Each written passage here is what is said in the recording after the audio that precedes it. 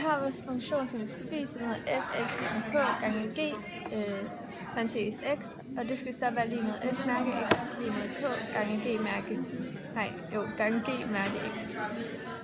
Og det vil vi bruge trinplanen til. Og trin 1, det er delta y divideret med delta x. Så ved det her tilfælde er det samme som f mærke x plus delta x minus fx. Det er bare en omskrivning fra delta y til det her, det er det samme. Altså divideret med delta x. Og det er så lige med k gange g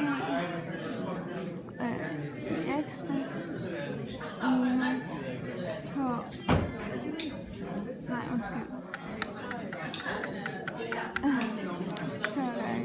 delta x plus det lyder sådan der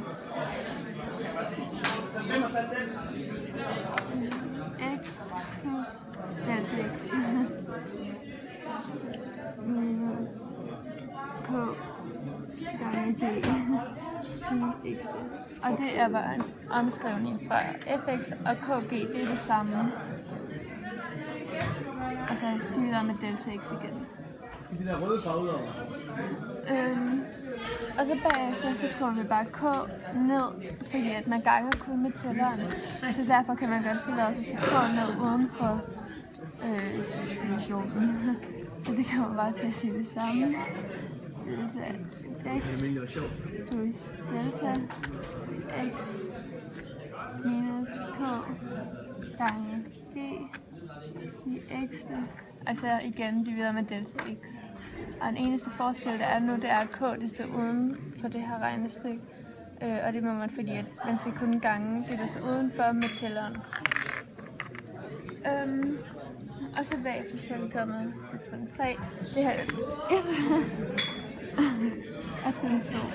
Altså trin 3.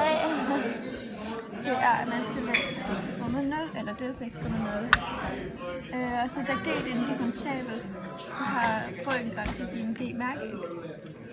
Så derfor kan man sige delta y divideret med delta x går mod k gange g mærke x.